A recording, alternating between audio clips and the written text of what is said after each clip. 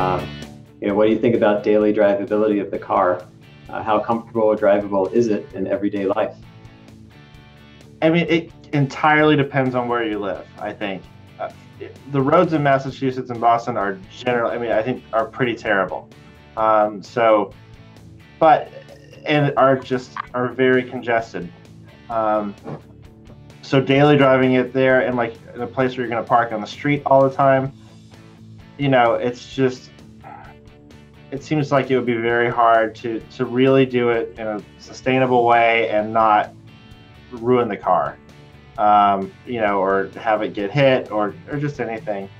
So it really, but depends on where you are. I mean, where I grew up in Texas, I think there were parts where, I had a very smooth commute just on the highway where there was never really any traffic, and, it was 5 or 10 miles each way.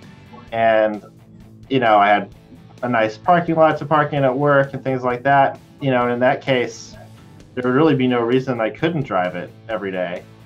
I think it really depends on how smooth your commute is. I think that's a big part of it. It's not that it's just suspension is hard. It's not, but it's not that so much. It's just, is it really, like, what are the quality of the roads? Like, if you're really going to do it every day. And I think parking is a huge concern. Because, these cars are very small and very easy to not see, and very easy to break.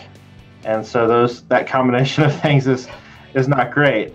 If you have a private parking both ways, then it's a lot less of an issue. I think parking it is one of the, I don't know, at least here where people on the streets in Boston, I mean, regularly will just give you a tap just for fun, but on the Lotus that could be a broken clamp. Yeah. So, yeah, I don't know. I mean, what about you? And could you imagine daily driving it in San Diego? For the most part, I don't think it would be too bad. I think it depends on, if you're in the California commute, if you live in LA or just near a big city. Commuting, I don't think is that big of a deal. Let's take out the worry of damage to the car. The actual comfort on the inside of the car, I think it's actually very comfortable. Everything's within reach. The seats feel great to me. I'm willing not to be in a luxury boat because I get to have the excitement of the car whenever I want it. So in terms of comfort behind the wheel, I think it's great. I think the two things to look out for is the potential damage that you might have to the car with parking or other drivers and just literally being out on the roads for that amount of time versus driving it just as a fun car. I think that inherently increases the risk of something happening to it. But in terms of comfort, really the only thing is just that it's a bumpy ride. And maybe if you don't have the sport pack, it's a little bit less bumpy. I don't know. I've only driven my car.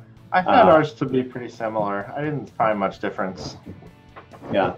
Yeah. I think if you maybe change tires, I don't know, does yours have Lotus specific Yokohama tires or is it just mine?